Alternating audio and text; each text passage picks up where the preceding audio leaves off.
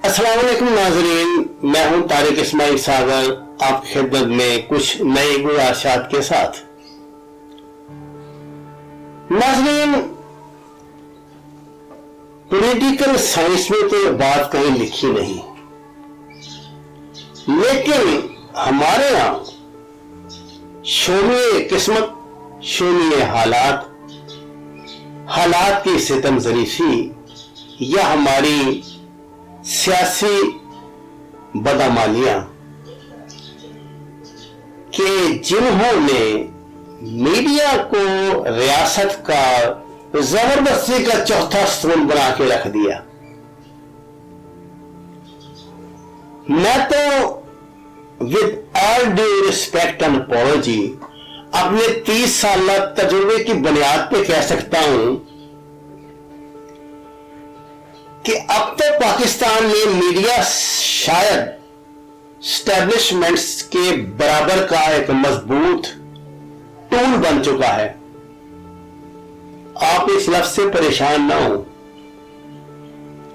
ये टूल जिसके हाथ में भी है, जोश डुगडुगी को पकड़ ले, वो तमाम बंदरों को अपनी मर्जी से नचा भी सकता है और हटा भी सकता है। क्या आपने दुनिया के किसी मुल्क में यह देखा है कि वहां के सहाफी हुकूमतें बनाने या बिगाड़ने में किरदार अदा कर सके? आपको क्या ख्याल है कि अमेरिका में सहाफत पाकिस्तान से कोई कमतर दर्जे की है? बरतानिया में, यूरोप में, स्कैंडिनेविया में, दुनिया के तरक्की पजीर ममालिक में, तरक्की याफ्ता ममालिक में बहुत आजाद सहाफत है।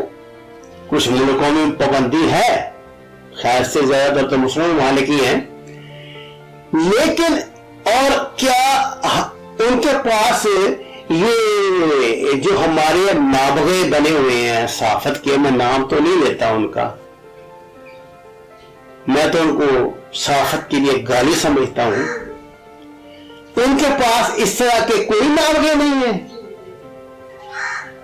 जो रियासतों को मशवरे दें, जो हुकूमतों के पैगाम को बनाए और बिगाड़े, जो जहां से मिले, जिस कदर मिले, जितना मिले, जिस हिसाब से मिले, जब भी मिले लेकर उस एजेंडे पे चलना शुरू करें, और जब उससे ज्यादा जान से भी मिले, जैसे भी मिले, तो उस एजेंडे के मुखालिफ चलना शुरू कर दे।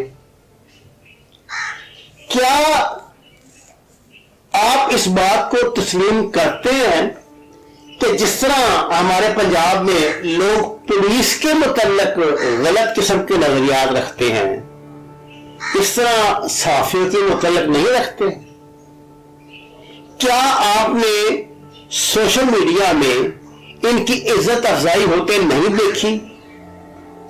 क्या पिछले 20 साल से सरकारी गैर सरकारी तौर पे वो लिस्टें आपके सामने नहीं आ रही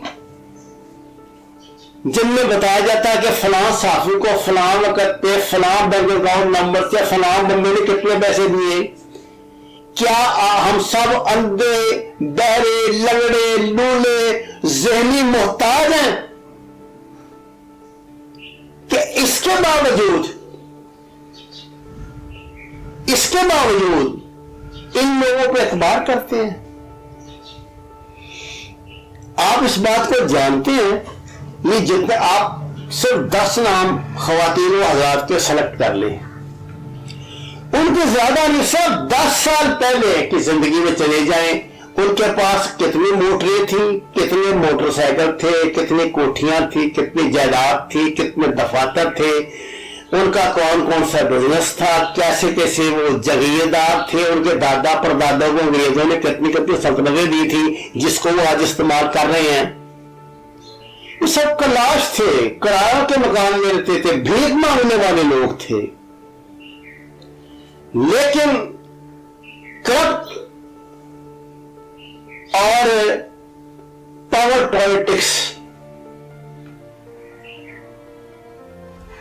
पॉलिटिक्स के जो पेट से जन्म लेने वाली सियासत है, اس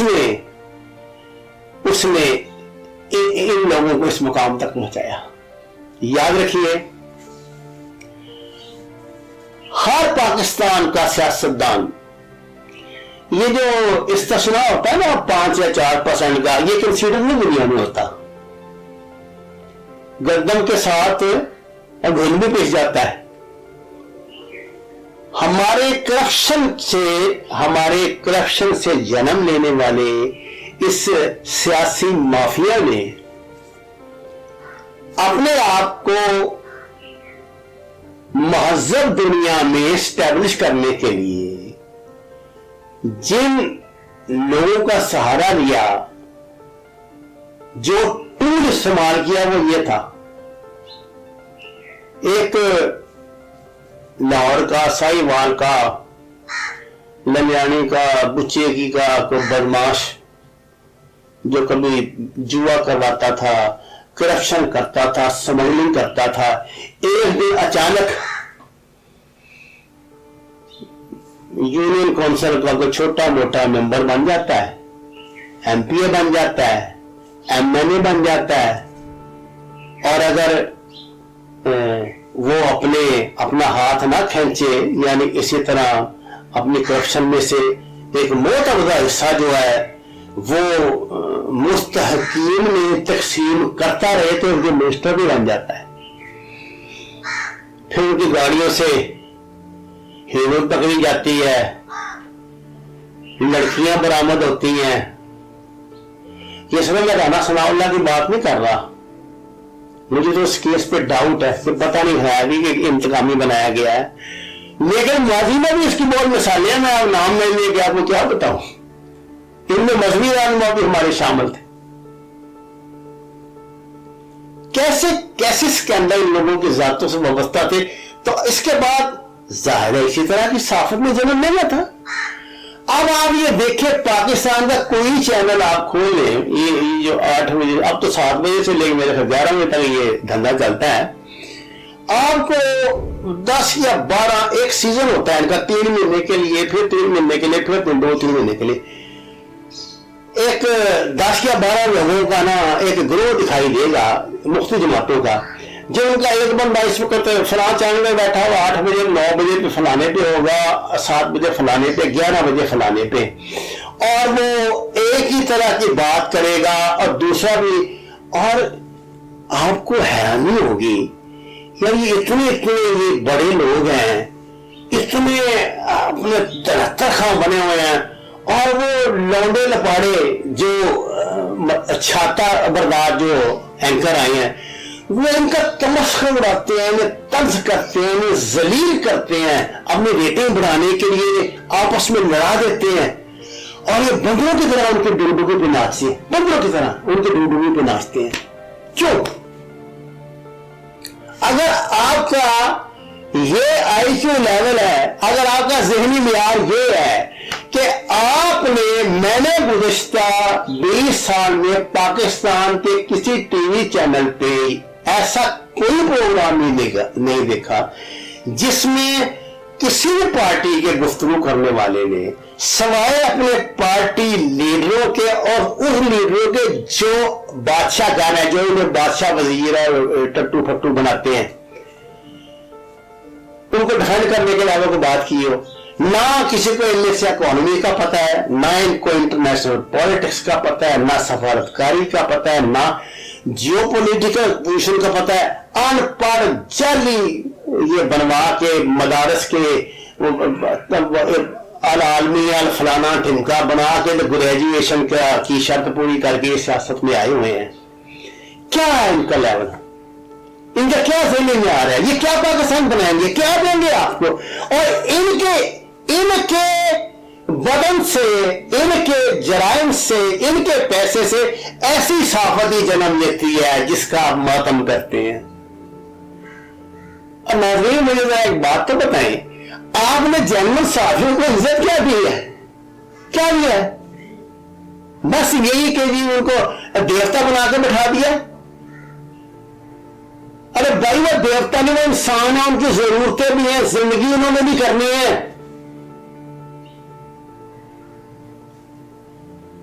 बात याद रखिए, अगर आप बेहतरीन साइंसदान है, बेहतरीन इकोनॉमिस्ट है, बेहतरीन पॉलिटिशियन है, बेहतरीन एक्टर है, एक्ट्रेस है, जो भी है, राइटर है, ड्रामा नगार है, लेकिन आप एक ऐसी कश्ती में बैठे हैं जिसको चलाने वाला एक गधा दिमाग से आरी शख्स है, तो वो आपको डबोलेगा। आपकी इल्म, आपकी हिकमत किसी काम नहीं आएगी। आपका इंतखाब क्या है, ये इसमें कोई शक नहीं, ये छाता बरदार एंकर्स हैं, इन्होंने कभी साफत नहीं की। इनमें से मेरा ख्याल 2-3 के अलावा किसी अखबार से कोई ताल्लुक नहीं रहा।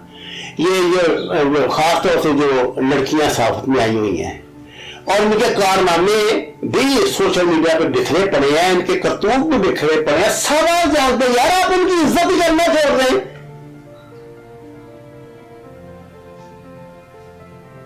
तो जन्नत में लोग इज्जत करेंगे तो जन्नत मिलेगा ना कुछ कहने सुनने को।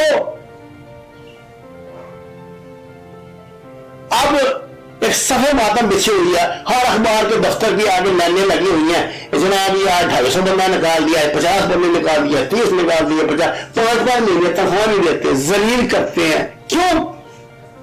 उनको पता है उनकी ये औकात है, इसलिए करते हैं। जब साफियों की तनख्वाह 800 रुपये महीना हुआ करती थी, ये रोज और पाकिस्तान टाइम के जमाने में क्या होता था उस वक्त?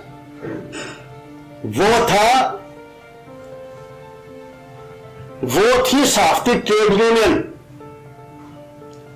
तो अब तो मेरा ख्याल लाहौर प्रेस के आदमी 20 यूनियन बनी हुई है। मैं लाहौर में रहता हूं, 30 साल हो गया मुझे। जिन साफियों को मैं देख रहा हूं, पता नहीं उनकी अम्मी को भी उनके नाम का नहीं पता कि मेरे साथ ज्यादा साफत फरमा रहे हैं। इस तरह क्या स्टफ आपको यही कुछ देगा मेरे भाई? जिस तरह की फाउंडेशन बनाओगे, इमारत भी ऐसी खड़ी होगी ना ऊपर, आप थोड़ा भी बोकर तो उससे क्या तवक्को रखते हैं कि वहां सेब और आम पैदा होंगे? अपना इंतखाब सही करें, फिर बात होगी। नाज़रीन, ये मेरा जाती चैनल है, आपसे दरखास्त है कि इसे सब्सक्राइब करें और अब आपको भी सब्सक्राइब करवाएं। आपका शुक्रिया।